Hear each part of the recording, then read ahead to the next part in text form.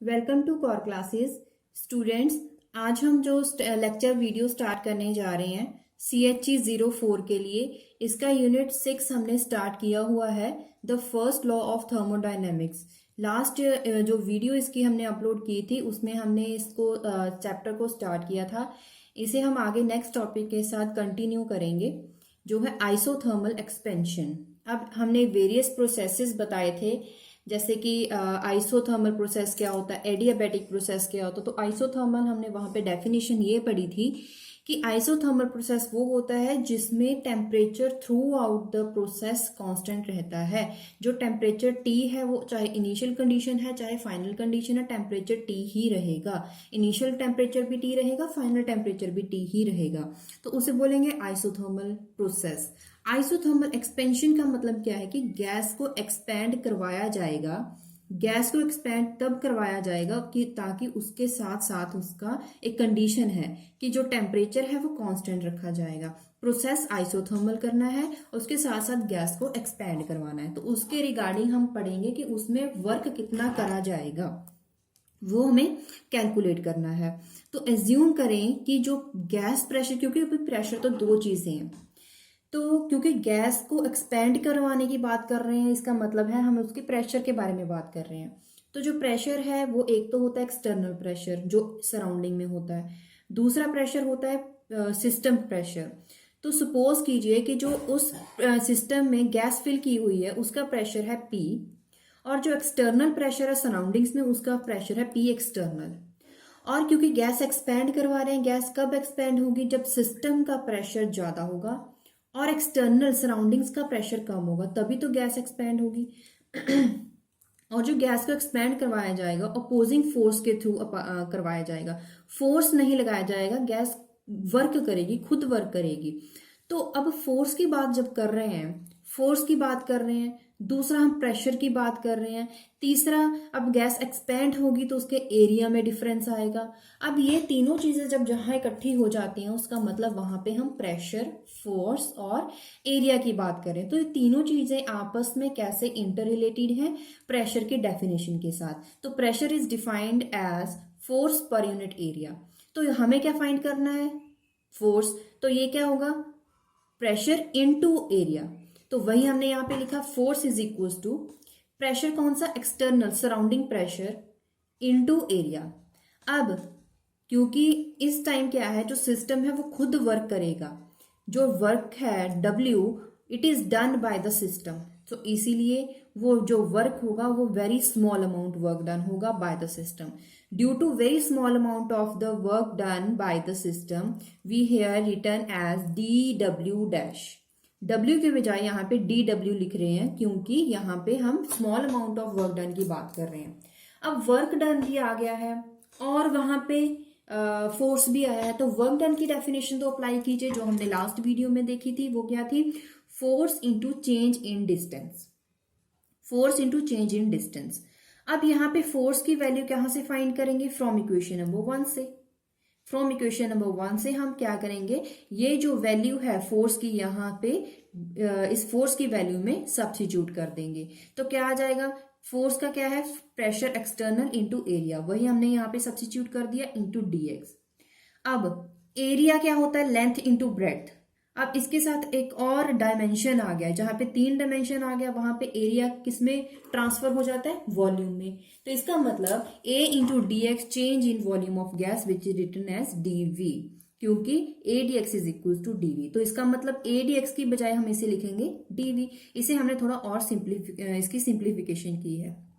अब अगर work done on the system होता, ये तो है work done by the system, if there is work done on the system तो वो वर्क डन क्या होगा, DW which is equal to external pressure into DV, force into change in volume but with negative sign. अब negative sign है, इसका मतलब क्या है कि गैस जो है एक्सपैंड करी है। अगर DW पॉजिटिव होता है तो इसका मतलब है जब गैस कॉन्टैक्ट करती है। ये तो हो गया आइसोथर्मल एक्सपेंशन में कि वर्क डन क्या होगा। Next is isothermal irreversible process. Irreversible process होगा लेकिन उसमें टेम्परेचर कांस्टेंट रखा जाएगा।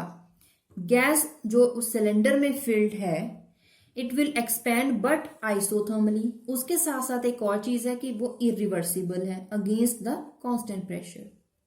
इसका मतलब क्या है, द गैस, तीन चीजें यहाँ पे बात आप ध्यान रखें कि जो गैस है वो एक्सपैंड करेंगे at against a constant external pressure. भी एक्सटर्नल प्रेशर जो है वो कांस्टेंट है, उसके अगेंस्ट हमें गैस को एक्सपैंड करवाना है। अगर प्रेशर की बात कर रहे हैं, सिस्टम का प्रेशर, एक्सटर्नल प्रेशर, तो अगर एक्सटर्नल प्रेशर कांस्टेंट है, इसका मतलब जो सिस्टम का प्रेशर है, मतलब कि गैस प्रेशर है, और एक्सटर्नल प्रेशर है, वो दोनों डिफरेंट डिफरेंट होंगे। तीसरी चीज, अब आइसोथर्मल की बात करें, इसका मतलब क्या है कि जो टेम्परेचर है वो चेंज नहीं होगा ड्यूरिंग द प्रोसेस। तो तीन चीजें कौन सी आ गई हैं, the gas expands against a constant external pressure, मतलब कि प्रेशर एक्सटर्नल जो वैल्यू है होगी वो through out the process same रहेगी, कांस्टेंट रहेगी, चेंज नहीं होगी। Difference in between the gas pressure and external pressure. और तीसरी चीज है temperature does not change during the process. अब जब गैस एक्सपैंड होगी, जो पहले थी विदाउट एक्सपेंशन, जब इनिशियल कंडीशन थी उस टाइम जो उसकी वॉल्यूम थी, सपोज कर लीजिए उस गैस का वॉल्यूम है V1। If initial volume is equals to V1 then final volume is equals to V2। अब हमें, अगर हमने पढ़ा था कि dW क्या होता है, वर्क डन हमें फाइंड करना है, जिसकी वैल्यू क्या थी, minus P external, external pressure into change in volume. यही फॉर्मूला हम यहाँ पे अप्लाई करेंगे। जब टोटल वर्क डन करेंगे तो हम इस वैल्यू का इंटेग्रेशन करेंगे, कहाँ से कहाँ तक, इनिशियल वॉल्यूम से लेकर फाइनल वॉल्यूम तक, फ्रॉम V1 टू V2। अब यहाँ पे चेंज कौन सा होगा, जिसके साथ D लगा हुआ है, जिसके साथ D लगा वही वैल्यू चेंज होगी, बाकी सारी कांस्टेंट रहेगी। तो एक्सटर्नल प्रेशर हम वैसे भी बात कर रहे हैं, एक्सटर्नल प्रेशर तो कांस्टेंट रहेगा, तो हमने इसे बाहर निकाल लिया। तो dV, यहाँ पे dV की जो अगर आप इंटेग्रेशन करोगे तो वो क्या आंसर आ जाएगा, V के बाद हम क्या करेंगे, upper limit minus lower limit करेंगे, V2 माइनस V1। अब V2 माइनस V1 जो चेंज है हम इसे कैसे लिखेंगे, डेल्टा V के साथ। तो वर्क डन हमारे पास टोटल क्या आया है, minus external pressure into change in volume. अब इरिवर्सिबल प्रोसेस के बाद बात करेंगे रिवर्सिबल प्रोसेस में। क्या रिवर्सिबल प्रोसेस में ऐसा कैसे होता है और कैसे वर्क डन, क्या सेम होता है या फिर चेंज होता है। अब एक्सटर्नल प्रेशर है, it is only infinitesimally different from the gas pressure. अब जो एक्सटर्नल प्रेशर और सिस्टम का प्रेशर है, हमने इरिवर्सिबल प्रोसेस में बात करी थी कि दोनों में डिफरेंस होगा, लार्ज डिफरेंस होगा। इस केस में जो एक्सटर्नल प्रेशर है उसमें इतना कम डिफरेंस है कि हम ऐसा भी एज्यूम कर सकते हैं कि जो एक्सटर्नल प्रेशर है वो ऑलमोस्ट सिस्टम के प्रेशर के इक्वल है, ऑलमोस्ट इक्वल, अप्रोक्सीमेटली इक्वल है। तो इसका मतलब एक्सटर्नल प्रेशर को हम सिस्टम के प्रेशर के साथ कंपेयर कर सकते हैं। एक्सटर्नल प्रेशर की बजाय हम P लिख सकते हैं, pressure of the system. dW is equal to minus P dV। This is equation number 1। अब हमने एक इक्वेशन बना दी। अब हमारा सेकंड स्टेप क्या था, जैसा कि हमने इरिवर्सिबल प्रोसेस में करा था, उसमें क्या करा था, W जो था उसका इंटेग्रेशन किया था, यहाँ पे भी इंटेग्रेशन करेंगे। अब इंटेग्रेशन करेंगे क्या आएगा, integration from V1 to V2। अब यहां पे एक चीज अराइज होती है कि हमने ऐसा नहीं बोला है कि जो प्रेशर है, pressure of the gas remain constant. Pressure of gas does not remain constant because here there is expansion of gas. We can't say that the pressure of system remains constant. इसका मतलब क्या है कि इसको भी अब change कर रहे हैं, ये भी अगर चेंज हो रहा है तो हम इसे बाहर नहीं निकाल सकते। उसके साथ दूसरी जो प्रॉब्लम इशू जो अराइज होता है वो ये है कि अगर हम इसके साथ करेंगे तो D के साथ तो V लगा हुआ है, और दूसरी चीज जो लिमिट है वो भी वॉल्यूम की V की फॉर्म में है। तो प्रेशर कैसे हमें सॉल्व करेंगे, कैसे हम प्रेशर की वैल्यू का इंटेग्रेशन लेंगे। तो अगला जो इसका सोल्यूशन है वो क्या है, for ideal gas equation apply करें। आइडियल गैस इक्वेशन क्या होती है, PV is equal to nRT। यहां से हम प्रेशर का वैल्यू जो है सब्स्टिट्यूट कर सकते हैं इस इक्वेशन में। P is equal to nRT upon V substitute कर दें, ये इक्वेशन हमारे पास आ गई। ऐसा हमने क्यों करा, ताकि जो D के साथ V लगा हुआ है, दूसरा यहाँ पे जो लिमिट है V, वो तभी सॉल्व हो सकती थी अगर यहाँ पे कोई V वाली टर्म होती। तो V वाली टर्म लाने के लिए हमने आइडियल गैस इक्वेशन अप्लाई करी। तो आपका ये क्वेश्चन हो सकता था कि इसकी जरूरत क्यों पड़ी, हमें कैसे पता चलेगा कि हमें आइडियल गैस इक्वेशन अप्लाई करनी थी। तो इसीलिए करनी थी ताकि आपका P वैल्यू सॉल्व हो सके। अब number of moles through out the system same रहते हैं। Gas constant is obviously constant. T जो टेम्परेचर है वो हम पहले से ही मान के चल रहे हैं कि आइसोथर्मल रिवर्सिबल प्रोसेस है, इसका मतलब temperature through out the system remains constant. तो ये तीनों टर्म्स तो कांस्टेंट रहेंगी। चेंज क्या होगा, वॉल्यूम, वो हमने नीचे लिख दिया 1/v। तो इसका इंटेग्रेशन क्या होता है, नेचुरल लॉग ऑफ v। उसके बाद हमने इसके ऊपर लिमिट, कैसे, -nRT log of v, v1 to v2। अब upper limit minus lower limit करेंगे। Upper limit minus lower limit करने के बाद हमारे पास क्या आया, v2/v1। क्यों, क्योंकि क्या था यहाँ पे -nRT log v2 minus natural log of v1। तो यहाँ पे क्या आ गया था, log m minus log n। log m minus log n का फॉर्मूला क्या होता है, log m/n, natural log of m/m। यहाँ पे 2 स्टेप मिसिंग, मतलब हमने डायरेक्ट लिख दिया था। उसके बाद ये जो नेगेटिव साइन है इसे खत्म कर दें ताकि थोड़ा सिंप्लीफाई हो जाए इक्वेशन।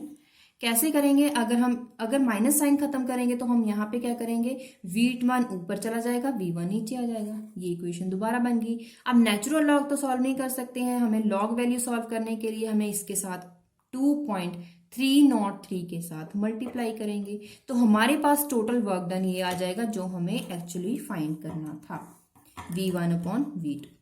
पिछले क्वेश्चन में क्या था, ऐसा कुछ नहीं करना पड़ा था, डायरेक्ट हमारे पास एक्सटर्नल प्रेशर कांस्टेंट था।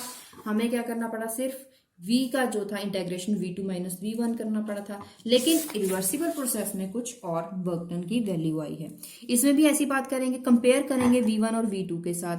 अगर v1 ज्यादा हो जाता है, मतलब कि इनिशियल कंडीशन अब ज्यादा हो जाती है, तो इसका मतलब क्या होगा कि जो गैस है उसे कंप्रेस किया गया है। कंप्रेस का मतलब क्या, जो फाइनल वॉल्यूम है वो कम है। फाइनल वॉल्यूम कम कब होगी, जब उस गैस के ऊपर प्रेशर अप्लाई किया जाएगा। अब प्रेशर अप्लाई किया जाएगा, इसका मतलब गैस कंप्रेस होगी। इसका मतलब जब v2 is less than v1 then gas is compressed.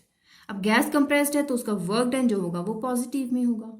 इसका मतलब क्या हुआ, पॉजिटिव का मतलब minimum work done required for compress the gas from v1 to v2। उसके बाद अगर इस केस का उल्टा हो जाए, v1 is less then v2, इसका मतलब v2 ज्यादा कैसे हुआ, अगर फाइनल कंडीशन पे फाइनल जो वॉल्यूम है वो ज्यादा हुई। ज्यादा कैसे होगी, अगर गैस एक्सपेंड करेगी, इसका मतलब जो वर्क डन है वो नेगेटिव होगा। अगर नेगेटिव है इसका मतलब क्या है, there is maximum work done required through gas expansion. अब तीसरी चीज, अब यहाँ पे है v1/v2। अगर हमें न्यूमेरिकल, क्योंकि ये जो डेरिवेशन है इसका जो रिजल्ट है ये वाला, ये न्यूमेरिकल्स में काम आएगा। न्यूमेरिकल्स में अगर वॉल्यूम की जगह प्रेशर दिया होगा तो हमें ये इक्वेशन को प्रेशर में सॉल्व करना पड़ेगा in the form of pressure. वो कैसे सॉल्व करेंगे, आप इक्वेशन लगाएं ideal gas at constant temperature के लिए, P1V1 is equal to P2V2। अब इसमें यहाँ पे अगर हम v1/v2 की वैल्यू यहाँ पे फिक्स कर दें, सब्स्टिट्यूट कर दें in the form of pressure, हम फाइंड कर सकते हैं एक्सप्रेशन।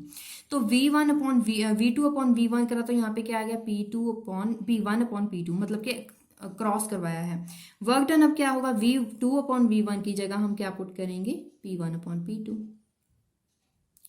तो यहाँ पे ये जो नेगेटिव साइन, लेकिन साथ में हमने नेगेटिव भी है, नेगेटिव को पॉजिटिव करने के लिए P2 ऊपर आ जाएगा, P1 नीचे आ जाएगा।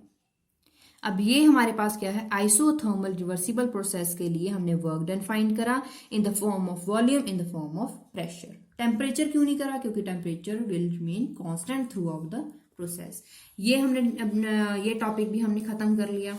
अब नेक्स्ट जो टॉपिक आता है वो है heat change under constant volume. Constant volume पे कितना हीट का चेंज आता है। Let work done on the system is only PV work. अब first law of thermodynamics apply करेंगे, क्योंकि हमें हीट चेंज चाहिए तो इसका मतलब इंटरनल एनर्जी की बात करेंगे, क्योंकि हीट चेंज के लिए जो अगर कोई भी फॉर्मूला चाहिए वो हमें मिलेगा फर्स्ट लॉ ऑफ थर्मोडायनेमिक्स से। वो क्या होता है, du is equal to dq plus dw। हमने लास्ट वीडियो का में जो लास्ट टॉपिक करा था वो यही था, mathematical derivation of first law of thermodynamics. तो हमने क्या करा, du is equal to dq plus dw। But for isothermal reversible process जो हमने अभी भी रिजल्ट करा था, जो रिवर्सिबल प्रोसेस के थ्रू करा था, उसमें हमने फाइंड करा था कि जो dw है it is equal to minus pdv। अब ये है DW। अब DW की वैल्यू हम इसमें सब्स्टिट्यूट कर सकते हैं। Put the value of DW from equation number 2 in 1। तो हमें यहाँ पे लिखना है 2 in 1। du is equal to DQ, ये वैल्यू यहाँ पे लिख दी। DQ क्योंकि हमें क्या फाइंड करना है, हीट चेंज। हीट चेंज क्या होता है, DQ। इसका मतलब हमें DQ को लेफ्ट हैंड साइड लिखे ना, बाकी सारी इक्वेशन राइट हैंड साइड। अब क्योंकि जो प्रोसेस है वो कांस्टेंट वॉल्यूम पे है, इसका मतलब क्या है, जो V है वो कांस्टेंट रहेगा, लेकिन यहाँ पे क्या है dV। इसका मतलब डिफरेंशिएशन करना है। Differentiation of any constant term is equal to 0। इसका मतलब यहाँ पे dV क्या आ जाएगा, 0। अगर यहाँ पे dV 0 आ जाएगा, ये तो पूरी इक्वेशन क्या बनेगी, dQ बन जाएगा dQV। V का मतलब at constant volume. du as it is, इसमें कोई चेंज नहीं है। dv 0 है तो पूरी टर्म भी 0 हो जाएगी, तो हमारे पास ये रिलेशन बचता है। इसका मतलब क्या है, for finite changes in internal energy. Finite change करोगे तो यहाँ पे d की बजाय क्या आ जाएगा, यहाँ पे डेल्टा। इसका रिजल्ट क्या हमें मिलता है कि जो heat absorbed by a system at constant volume is exactly equal to the internal energy change. अगर हीट चेंज है at constant volume of a system is equal to the change in internal energy. ये result है क्योंकि इसे ही हमने line की form में लिखा है। Next topic, relation between internal energy change and heat capacity eight constant volume. Volume constant रखना है, इंटरनल एनर्जी क्या होता है du, हीट कैपेसिटी क्या होगा C, एट कांस्टेंट वॉल्यूम मतलब कि हम CV की बात कर रहे हैं, तो इन दोनों में रिलेशन फाइंड करना है। कैसे फाइंड करोगे, du, अब CV की बात कर रहे हैं तो इसका मतलब CV का फॉर्मूला अप्लाई करो। CV का फॉर्मूला क्या होता है, du बाई dt। अब यही फॉर्मूला यहाँ पे अप्लाई किया है, du is equals to CV dt। यहाँ से ही बना है फॉर्मूला, क्योंकि अक्सर क्या होता है जब भी कोई डेरिवेशन आती है तो स्टूडेंट्स का फर्स्ट प्रॉब्लम यही आता है कि हमें कैसे पता कि हमें सबसे पहला स्टेप क्या करना है।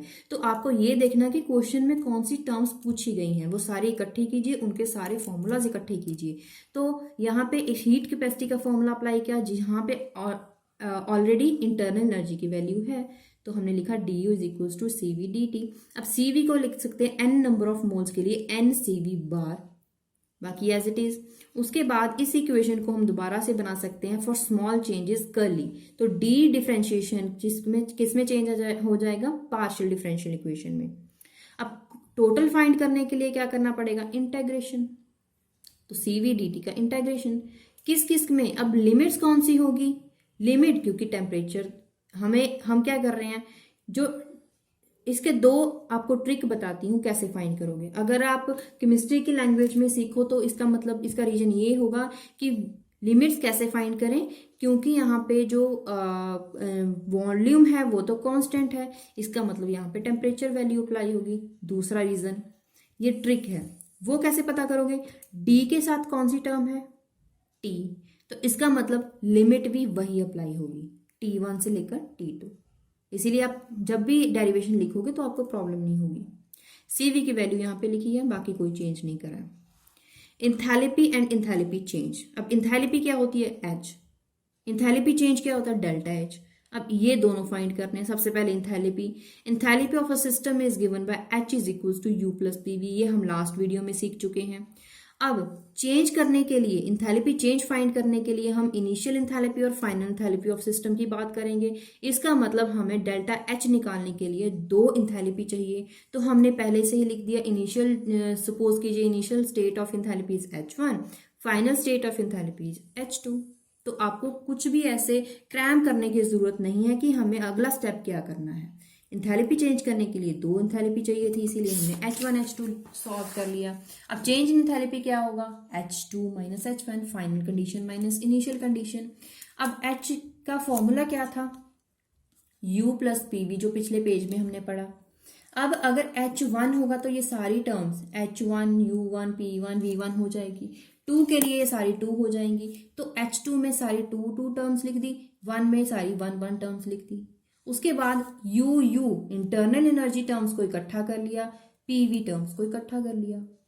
U2 minus U1 is equal to U delta U, और इसे मैंने एज इट इज रखा। अब ऐसे एज इट इज क्यों रखा, क्योंकि इसे हमें यूज करना है। In case of constant pressure, अगर प्रेशर होगा तो ये भी P बन जाएगा, ये भी P बन जाएगा। तो चेंज क्या होगा, तो ये कंडीशन क्या बन जाएगी, P V2 minus V1, V2 minus V1। अब V2 माइनस V1 क्या होगा, डेल्टा V। तब ये कंडीशन इस फॉर्म में चेंज हो गई। For finite change, finite change के लिए QP is equals to delta U plus PdV from first law of thermodynamics. अब इन दोनों इक्वेशन को कंपेयर कीजिए। ऐसा हमने क्यों करा था, ताकि यहां पे देखिए ये हमने इस इक्वेशन से अप्लाई करा, उसके बाद हमने इसे कंपेयर करा फर्स्ट लॉ ऑफ थर्मोडायनेमिक्स के साथ। तो हमने ये ऑब्जर्व किया कि राइट हैंड साइड तो सेम है, तो लेफ्ट हैंड साइड को इक्वेट कर दीजिए। रिजल्ट क्या मिला, for small change in enthalpy DQP मतलब at constant pressure del DH। Small change के लिए D लिखते हैं, लार्ज चेंज के लिए, फाइनाइट चेंज के लिए डेल्टा लिखते हैं। Assume that there is no phase change, अगर कोई फेज चेंज नहीं है तो इसका मतलब कैपेसिटी वैल्यू कैसे, इसको कैपेसिटी के साथ भी आगे एकदम से रिलेट कर दिया, CPDT लिख के, जैसे कि हमने पिछली बार करा था, सेम वही। तो इसका मतलब हमने क्या करा, इंथैल्पी एंड इंथैल्पी चेंज भी फाइंड कर लिया, relation between enthalpy and heat capacity भी फाइंड कर लिया। अब इसके बाद आता है heat capacity eight constant pressure, heat capacity eight constant volume, दोनों का रिलेशन वेरी वेरी इंपॉर्टेंट, इस पे इंपॉर्टेंट लिख लें। न्यूमेरिकल आ जाता है या फिर डेरिवेशन, न्यूमेरिकल के साथ डेरिवेशन आ जाती है। Enthalpy of gas change when gas expand करे चाहे गैस कॉन्ट्रैक्ट करे। 1 मोल के लिए हम क्या लिखते हैं, H is equal to U plus PV। But यहाँ पे PV को चेंज करेंगे, PV is equal to nRT ideal gas equation. But N क्यों नहीं लिखा, क्योंकि हम बात कर रहे हैं 1 मोल, उसमें क्या होगा, N इज इक्वल टू 1, तभी यहाँ पे N नहीं लिखा। तो PV की जगह हम क्या लिख सकते हैं, RT। DH लिखेंगे, डिफ्रेंशिएटिंग करेंगे तो DU, R तो कांस्टेंट होता है, यहाँ पे आ गया DT। DH, अब क्योंकि हम बात करें CP और CV, मैंने बोला था अब दोनों की जो डेरिवेशन की हेडिंग होती है वहीं से हमें पता चल जाता है कि हमें कौन सा फॉर्मूला चाहिए। CP की बात करें तो CP का फॉर्मूला लिखें, CV की बात करें तो CV का फॉर्मूला लिखें। CP का फॉर्मूला क्या होता है, DH अपॉन DT, जहां से हमने DH फाइंड कर लिया। CV का फॉर्मूला क्या होगा, DU बाई DT, इसीलिए हमने DU का फॉर्मूला लिख दिया। क्यों लिखा, ताकि हम इन दोनों में सब्स्टिट्यूट कर सकें। अगला स्टेप क्या है, सब्स्टिट्यूट कर दें। उसके बाद dt कैंसल आउट हो गया, जो बाकी बचा आपको लिख देना है एज इट इज, रिजल्ट आ गया। फर्स्ट आपका स्टेप क्या है, H is equal to U plus PV लिखना है। उसके बाद आपको RT लिखना है, आइडियल गैस का फॉर्मूला। उसके बाद आपको डिफ्रेंशिएट करना है, 3 स्टेप हो गए। 4th स्टेप में आपने इन दोनों का value in the form of heat capacity लिखना है, 3 स्टेप हो गए। 4th स्टेप में सिर्फ आपको सिंप्लीफाई करना है, CP minus CV is equal to R। अब ये तो आ गया हमारा रिजल्ट। एक ऑब्जर्वेशन चेक करें कि यहाँ पे CP माइनस CV लिखा है, आपको CV माइनस CP नहीं लिखना है। CP माइनस CV का मतलब क्या है कि CP is always greater than CV, ये बड़ा है तभी इसके साथ माइनस लगा, इसके साथ माइनस इसलिए नहीं लगा क्योंकि ये बड़ा है, this is large as compare to CV। क्योंकि temperature of the gas is raised at constant pressure, there will be expansion. क्यों ऐसा क्यों है, ये क्वेश्चन का रीजन हो गया कि CP माइनस CV लिखा है, CV माइनस CP क्यों नहीं लिखा है, क्या लिख सकते हैं, नहीं। क्यों, क्योंकि CP is always greater than CV। क्यों ऐसा क्यों, बिकॉज जब भी गैस का टेम्परेचर इंक्रीज होता है बट एट कांस्टेंट प्रेशर, तब इसका मतलब क्या है कि गैस एक्सपैंड कर रही है, गैस एक्सपैंड कर रही है, तो इसीलिए ये value heat capacity eight constant pressure value ज्यादा होती है। टॉपिक खत्म। Next topic, adiabatic expansion. Adiabatic expansion, the work done. अब एडियाबैटिक एक्सपेंशन का मतलब क्या है कि हीट, एडियाबैटिक का मतलब ऐसा प्रोसेस जिसमें हीट चेंज नहीं होता है। एक्सपेंशन का मतलब गैस को एक्सपेंड करवा रहे हैं। The work done in isothermal process, in an adiabatic process में अगर बात करें, Q इज कांस्टेंट, ये इसका डेफिनेशन है। क्योंकि एडियाबैटिक लिखा इसलिए हमने एडियाबैटिक का कंडीशन लगा दिया। अब DQ का क्या होगा, DQ इज 0। अब DQ आपको कैसे पता चला कि यहाँ पे DQ लिखना था, आपने सिर्फ छोड़ा Q is equal to constant लिख के। उसके बाद आपको क्या लगाना है, formula DU is equal to DQ plus DW, first law of thermodynamics.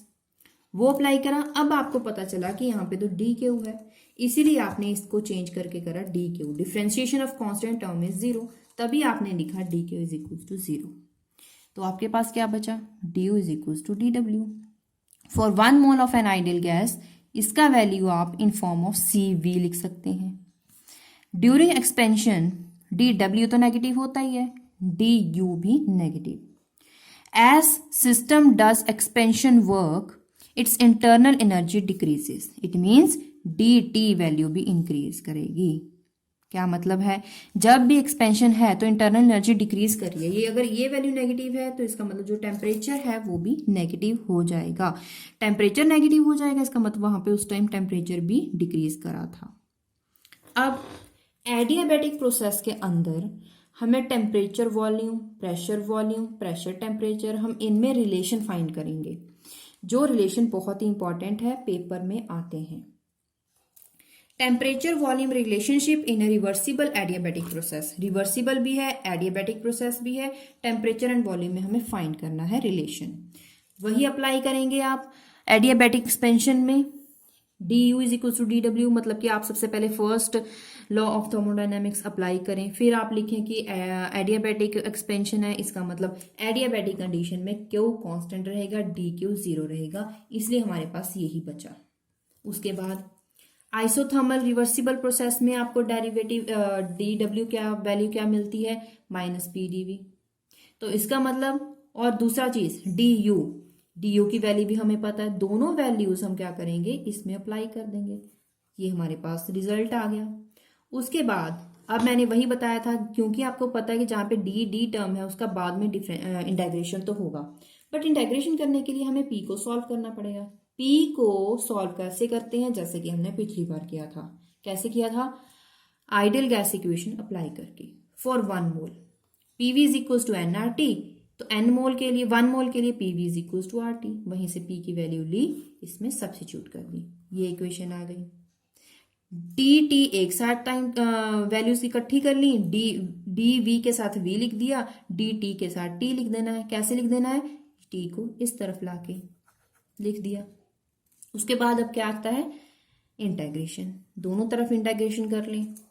अब क्वेश्चन फिर से अराइज हो गया, लिमिट्स में क्या सब्स्टिट्यूट करें, कौन सी लिमिट होगी, डी के साथ कौन सी टर्म है, टी, इसका मतलब लिमिट क्या होगी, T1 टू T2। डी के साथ क्या है, वी, इसका मतलब यहां पे लिमिट क्या होगी, V1 टू V2। आगे नेक्स्ट डी टी, हम यहाँ पे अब इसका और दोनों का यहाँ पे करेंगे डिफ्रेंशिएशन। यहाँ पे क्या था, D T by T, 1 by T का इंटेग्रेशन है, वो क्या होगा, नेचुरल लॉग ऑफ टी। उसके बाद हमने upper limit minus lower limit करा, फिर हमने करा log M minus log N is equal to log M upon log N. ऐसा ही हमने इस तरफ किया। इस माइनस को सॉल्व करने के लिए हमने V2 अपॉन V1 को V1 अपॉन V2 लिखा। CV इज इक्वल, यहाँ पे क्या करा, CV log T2 upon T1 as it is. अब R जो है, इसका एक रिलेशन है हमारे पास, CP minus CV is equal to R। वही हमने इसमें अप्लाई करा। क्यों करा, क्वेश्चन अराइज होता है क्यों करा। आंसर इज कि यहाँ पे ऑलरेडी CV वैल्यू थी, इसीलिए हमने यहाँ पे CV टर्म लिख दिया। CV टर्म लाने के लिए हमें इसका रिलेशन चाहिए था, जिसमें हमने ये पूरा रिलेशन यहाँ पे लिखा। उसके बाद अब CV यहां भी है, CV यहां भी है, दोनों तरफ CV के साथ डिवाइड कर दे, सिर्फ सिंप्लीफिकेशन करने के लिए, ताकि ये टर्म खत्म हो जाए। यहां भी कर दिया डिवाइड CV के साथ, ये कैंसल आउट हो गया, यहाँ पे 1 आ गया, यहाँ पे CP अपॉन CV। इसका फॉर्मूला है CP upon CV is equal to gamma. ये हमने यहाँ पे लिख दी वैल्यू गैमा। अब ये फॉर्मूला क्या बना हमारे पास, M log N log m, जिसका फॉर्मूला, इसका रिजल्ट क्या होता है, log m की पावर n। हम यहां पे इसकी पावर यहां पे डाल देंगे, आ गई पार आ गई। अब log हटा दें, ताकि हमें log भी फाइंड ना करना पड़े। log कैसे हटाएंगे, अगर दोनों साइड एंटी लॉग लेंगे, एंटी लॉग ले लिया, खत्म हो गया। अब टी वी का रिलेशन चाहिए हमें 1 T2 T1 V1 V2 1 2 इसके हटाने हैं। 1 2 हटाने के लिए हमें क्या करना पड़ेगा, टी वी एक तरफ, दूसरा टी वी एक तरफ, मतलब कि 2 2 वाली टर्म्स एक तरफ, 1 1 वाली टर्म्स एक तरफ, वो हमने कर दी। कैसे करेंगे, इस ब्रैकेट को पहले सॉल्व करें, ये पावर दोनों के साथ लिखें, T2 V2 एक तरफ, T1 V1 एक तरफ, क्रॉस मल्टीप्लाई करके। अब ये क्या होगा, T V is equal to constant. Final conditions, इसको इस तरफ लेके आएंगे, minus initial condition is equal to constant. ये तो हो गया टेम्परेचर वॉल्यूम रिलेशन। ऐसे अब हम करेंगे प्रेशर टेम्परेचर रिलेशन, वही अप्लाई करेंगे P1 V1 अपॉन T1, ऐसे ही P2 V2 अपॉन T2। अब यहां पे हम क्या करें, प्रेशर टेम्परेचर का रिलेशन चाहिए, इसीलिए प्रेशर टेम्परेचर वाली टर्म रहेंगी, बाकी टर्म्स कैंसल आउट होंगी। कैंसल आउट कैसे होंगी, अगर उनकी वैल्यू फाइंड कर ली जाए। वैल्यू किसकी बची, V1 और V2 की, इसीलिए हमने अगला स्टेप क्या करा, V1 अपॉन V2 इसकी वैल्यू फाइंड करी, जो हमें ऊपर रिलेशन से मिली। इसीलिए अब अगर आपको समझ आ गया होगा कि सेकंड स्टेप हमने कैसे चूज करा, कि यहाँ पे V1 अपॉन V2 ही क्यों लिखना है, ताकि इसमें प्रेशर टेम्परेचर रिलेशनशिप में सिर्फ प्रेशर और टेम्परेचर वाली टर्म आएगी, वॉल्यूम वाली टर्म तो नहीं आएगी, इसलिए हमने इसकी वैल्यू फाइंड करी। उसके बाद इसे थोड़ा सॉल्व करा। कैसे सॉल्व करा, T2 P1 T2 ऐसे इस तरफ, फिर हमने क्या करा, T2 base same power add, base same power add. उसके बाद टेम्परेचर वाली टर्म्स एक तरफ, प्रेशर वाली टर्म्स एक तरफ, हो गया रिलेशन। ऐसे ही प्रेशर वॉल्यूम। अब हमें प्रेशर वॉल्यूम का रिलेशन चाहिए। हम जैसे कि हमने यहाँ पे जो एक फर्स्ट स्टेप लिखा था, वही हम आगे यहाँ पे भी फर्स्ट स्टेप लिखेंगे, बट चेंज क्या होगा, प्रेशर टेम्परेचर के लिए हमने प्रेशर टेम्परेचर वाली टर्म रखी थी, बाकी एलिमिनेट करी थी, लेकिन प्रेशर वॉल्यूम के रिलेशन में हमें प्रेशर वॉल्यूम की टर्म रखनी है, टेम्परेचर वाली कैंसिल आउट करनी है। कैंसिल आउट कैसे करेंगे, इसकी वैल्यू फाइंड करके, मतलब कि लेफ्ट हैंड साइड पे T1 T2 की वैल्यू निकाली जाएगी। इसीलिए हमने लेफ्ट हैंड साइड पे टर्म रखा T2 upon T1 is equal to P2 V2 upon P1 V1, क्योंकि हमारे पास एक रिलेशन है T2 upon T1 is equal to V1 upon V2। ये हमारे पास रिलेशन कहाँ से मिला, जो हमने ऊपर वैल्यू निकाली थी फर्स्ट टाइम, जो हमने रिलेशन निकाला था फर्स्ट रिलेशन, वहां से हमें ये रिजल्ट मिला, इसीलिए हमने ये रिजल्ट लिया ताकि हम इसमें वैल्यू में सब्स्टिट्यूट कर सकें। यही वैल्यू इसमें सब्स्टिट्यूट करें। सब्स्टिट्यूट करने के बाद आपके पास ये आ जाएगा, left hand side same, right hand side same कर दीजिए, इक्वल कर दीजिए। अब P2 V2, 2 वाली टर्म्स एक तरफ, 1 1 वाली टर्म्स एक तरफ, V2 base same power add, base same power add कर दी, PV gamma is equal to constant, आपके पास अपने आप रिजल्ट आ जाएगा। आपको सिर्फ एक फर्स्ट रिलेशन का याद रखने हैं स्टेप्स, 2 स्टेप्स, वो भी आपको याद नहीं रखने हैं, आपको अपने आप पता चल जाएगा कि जो भी रिलेशन निकालना है वो ही आपको वैल्यू चाहिए, बाकी आपको एलिमिनेट करनी होगी bye substituting for these values. अब उसके बाद जो अगला टॉपिक है वो भी उतना ही इंपॉर्टेंट है, very important, joule Thomson effect. इसे समझने, जूल थॉम्सन इफेक्ट होता क्या है, the phenomena of change in temperature. Temperature में जब भी गैस को एडियाबेटिकली चेंज कर, मतलब कि गैस को एक्सपैंड करवाया जाए, गैस है फिल की गई है सिलेंडर में, लेकिन उसमें उसे एडियाबेटिकली एक्सपैंड करवाया जा रहा है। टेम्परेचर, अब गैस को एक्सपैंड कैसे करवाया जा रहा है, from the high pressure region to lower pressure region. 2 region होंगे, एक साइड पे हाई प्रेशर है, दूसरी साइड पे लो प्रेशर है। हाई प्रेशर से अगर लो प्रेशर की तरफ गैस को एक्सपैंड करवाया जाएगा, गैस को भेजा जाएगा, उस टाइम क्या होगा, टेम्परेचर में कुछ चेंज आएगा। उसी चेंज इन टेम्परेचर में ये सभी जो पूरा प्रोसेस है, पूरा फिनोमिना है, इसे बोलते हैं Joule Thomson effect. The phenomena of change in temperature when gas is made to expand, कब, एडियाबेटिकली, कहां से कहां तक, from a high pressure region to lower pressure region is known as Joule Thomson effect. अब आता है Joule Thomson experiment. Actually experiment में क्या होता है पहले समझ लें, फिर हम पॉइंट्स नोट करेंगे।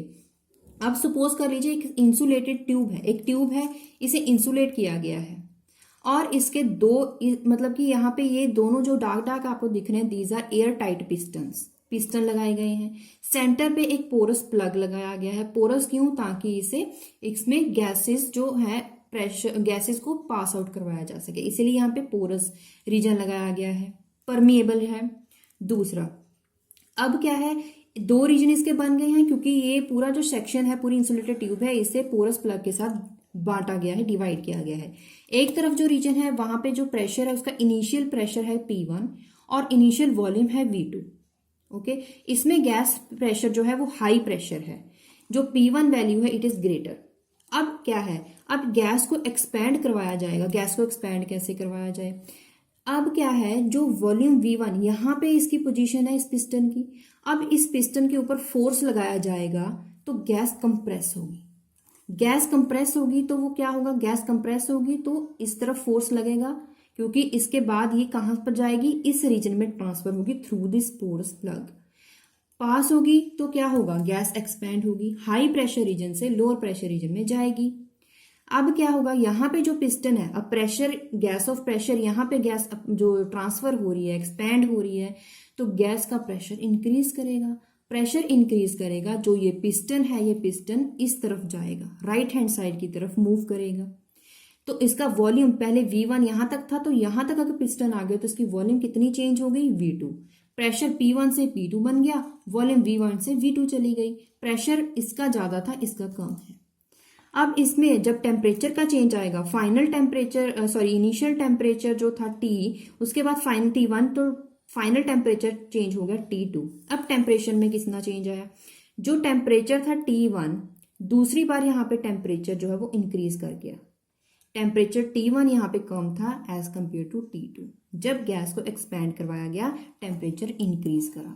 ये तो था एक्सपेरिमेंट। इसके पॉइंट्स अब जो हमने बोले हैं वो लिखेंगे कैसे। It consist of an insulated tube fitted with a porous plug और 2 air piston on either side of plug, दोनों साइड लगे हुए हैं।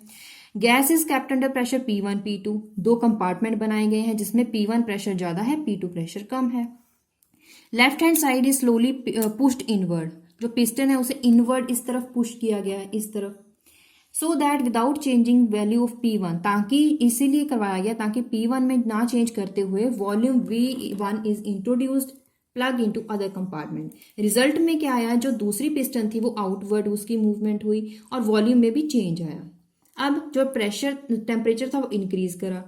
अब नेट वर्क डन अगर हम मैथमेटिकली फाइंड करेंगे, वर्क डन क्या होगा, प्रेशर और वॉल्यूम की बात कर रहे हैं तो V2 V2 minus V1 V1। अब एडियाबेटिकली एक्सपैंड करवा रहे हैं, इसका मतलब यहाँ पे नेगेटिव साइन आ गया। अब नेगेटिव साइन को सॉल्व करने के लिए ये पॉजिटिव हो गया, ये नेगेटिव, इसलिए इसे सॉल्व करके लिखा। एडियाबेटिक कंडीशन है, इसका मतलब है जो हीट है वो जीरो हो जाएगा, DQ is equal to zero. क्यों यहाँ लिखा, क्योंकि हमें अब ये अप्लाई करना था first law of thermodynamics. Delta U is equal to Q, zero है तो W आ गया। डेल्टा U अब ये तरफ इस तरफ लिख दी, इस तरफ कैसे लिखेंगे, तो ये टर्म नेगेटिव, ये टर्म पॉजिटिव, इस तरफ ला दिया zero. Equation number 1। Enthalpy change की डेफिनेशन के according delta H is equal to delta U plus P2 V2 minus P1 V1। अब इन दोनों को कंपेयर करेंगे, ये दोनों साइड सेम है तो इसका मतलब ये दोनों साइड सेम हुई। Delta H is equal to zero हमारे पास रिजल्ट आया। जूल थॉमसन कॉफिशिएंट, ये तो था एक्सपेरिमेंट। दूसरा, जूल थॉमसन कॉफिशिएंट एक छोटी सी डेफिनेशन है, temperature change with change in pressure at constant enthalpy is known as Joule Thomson effect which is denoted by mu JT। Joule Thomson JT, mu is coefficient. इसका formula क्या है, curly T by curly P at constant H। At constant H क्यों, क्योंकि change in enthalpy enthalpy zero आई थी, इसीलिए हमने यहाँ पे बताया कि H यहाँ पे कांस्टेंट है, इसीलिए हमने H लिखा। दूसरी जो डेफिनेशन है छोटी सी, वो ये है इन्वर्जन टेम्परेचर। इन्वर्जन टेम्परेचर की बात में बताऊंगी, कुछ कंडीशंस पढ़ लें। अगर जो ये जूल थॉमसन कोएफिशिएंट नेगेटिव है, इसका मतलब है एक्सपेंशन हो रही है और हीट हो रही है, टेम्परेचर इंक्रीज कर रहा है। अगर ये वैल्यू पॉजिटिव आती है, इसका मतलब ये होगा कि गैस एक्सपैंड तो कर रही है लेकिन टेम्परेचर डिक्रीज कर रहा है, कूलिंग हो रही है। अगर ये वैल्यू पॉजिटिव भी ना हो, नेगेटिव भी ना हो, जीरो हो, तो इसका मतलब ना तो कूलिंग हो रही है ना ही हीटिंग हो रही है। अब ये जो कंडीशन है, इसी कंडीशन को बोलते हैं inversion temperature. The temperature at this condition is known as inversion temperature. अब अगर गैस एक्सपैंड कर रही है इस टेम्परेचर से अबव टेम्परेचर पे, अगर इसका टेम्परेचर 300 केल्विन है इन्वर्जन टेम्परेचर, लेकिन अगर गैस एक्सपैंड कर रही है 350 केल्विन, तो इसका मतलब हीटिंग होगी। अगर 300 से कम होगा, इसका मतलब कूलिंग होगी। तो इसी के साथ चैप्टर हो गया ख़त्म। हमने यूनिट जो 6 है ख़त्म कर दिया। बहुत सारे स्टूडेंट्स के कमेंट्स आ रहे थे मैम जल्दी ख़त्म कीजिए, तो ये हमने पूरा चैप्टर ख़त्म कर दिया। अब बात करेंगे एक्सरसाइज की, कुछ न्यूमेरिकल्स। गैस आइडल गैस है, इनिशियली इतने टेम्परेचर पे थी, प्रेशर भी गिवन है, वॉल्यूम भी गिवन है, minimum amount of work done हमें फाइंड करना है। Minimum amount of work done पहले फाइंड करने के लिए गिवन लिखा, उसके बाद हमने क्या करा, आइडल गैस इक्वेशन लगाई। क्यों? क्योंकि हमें वर्क डन करने के लिए क्या फॉर्मूला अप्लाई करना था, ये वाला। इसमें हमें आर भी पता है, टेम्परेचर भी पता है, प्रेशर भी पता है, लेकिन हमारे पास नंबर ऑफ मोल्स पता नहीं है। नंबर ऑफ मोल्स पता करने के लिए हमारे पास दूसरी इक्वेशन है, ideal gas equation. Ideal gas equation ली, एन फाइंड करने के लिए सारी वैल्यूज अप्लाई करी। यहाँ पे मैंने कैलकुलेशन की हुई है, वीडियो पॉज करके आप कैलकुलेशन चेक करें, खुद करें और मेरे साथ यहाँ पे मैच करें। उसके बाद W का फॉर्मूला लगाया, वर्क डन का, वैल्यू सारी सॉल्व करी, लॉग सॉल्व करा, उसके बाद हमने आंसर निकाला। अब second, a gas expand against vacuum, what is the work done on it? Work done on it, vacuum के अगेंस्ट वर्क डन 0 होता है। Calculate and change in internal energy of an ideal gas undergoing isothermal reversible compression. Isothermal reversible compression में भी internal energy 0 होता है। Change in internal energy, क्योंकि internal energy change नहीं होती है, इसलिए change is equal to 0। What is the value of Q for the same case? इसी केस के बाद में जो Q वैल्यू होगी वो क्या होगी? Q वैल्यू अब होगी -W। आगे एक क्वेश्चन अगला है, show that against 0 external pressure 0 है, तो एक्सपेंशन इज साइमल्टेनियसली एडियाबैटिक और आइसोथर्मल, कौन सा होगा? अब आंसर कैसे फाइंड करें? एक्सटर्नल प्रेशर 0 है, चेंज इन टेम्परेचर भी नहीं है, टेम्परेचर भी आइसोथर्मल है तो कांस्टेंट है। क्यों चेंज इन टेम्परेचर 0 होगा? अब अगर, क्योंकि हमें कंडीशन गिवन है एक्सटर्नल प्रेशर 0 है, ठीक है, तो जो अगर एक्सटर्नल प्रेशर 0 है तो एक्सपेंशन एडियाबैटिक भी हो और आइसोथर्मल भी, तो क्यों है expansion against the external pressure 0 simultaneously adiabatic भी होता है, आइसोथर्मल भी होता है। तो अगला question, calculate the heat required to increase the temperature, कितना हीट चाहिए ताकि टेम्परेचर इंक्रीज हो 1 मोल का ऑफ मीथेन। टेम्परेचर की वैल्यू भी गिवन है, प्रेशर है कांस्टेंट, Cp वैल्यू गिवन है, गिवन वैल्यूज लिखी। Qp का एक ही फॉर्मूला, क्योंकि Cp है, Cp का फॉर्मूला क्या होगा? यहाँ पे हमने फॉर्मूला लगा दिया n नंबर ऑफ मोल्स के लिए, क्योंकि n नंबर ऑफ मोल दिए गए हैं इसीलिए हमें अप्लाई करने पड़े। फॉर्मूला लीजिए, टेम्परेचर dt है, इसका मतलब T2 - T1 करना होगा, T1 T2 हमें गिवन है, सिर्फ जस्ट सॉल्व करा। 1 mole of an ideal gas, temperature given है, प्रेशर गिवन है, एक्सपैंड कर रही है रिवर्सिबली, आइसोथर्मली भी, और till it's pressure remains this. Delta U, Q, W तीनों फाइंड करने हैं, और W फाइंड करने के लिए वही हमने प्रेशर का फॉर्मूला अप्लाई करा, जस्ट इसमें वैल्यूज फाइंड करी। Q क्या होगा? Q is equal to minus of W, जो वैल्यू होगी उसी का नेगेटिव कर दीजिए, Q वैल्यू पॉजिटिव में आ जाएगा। ये आप वीडियो पॉज करके आप इसे नोट डाउन कर सकते हो, खुद भी सॉल्व कर सकते हैं। तो इसी के साथ हमने unit 6 first law of thermodynamics complete कर लिया है। अगर कोई क्वेरी है, कोई डाउट है तो कमेंट बॉक्स में पूछिए, और अगर आपको वीडियो हेल्पफुल है तो प्लीज़ इस वीडियो को लाइक जरूर करें, क्लासमेट्स के साथ भी जरूर शेयर करें, ताकि एग्जाम्स में आप इसके लिए तैयारी इजीली कर सकें, इसीलिए हमने ये वीडियो अपलोड की है। Keep watching this channel core classes. Thank you.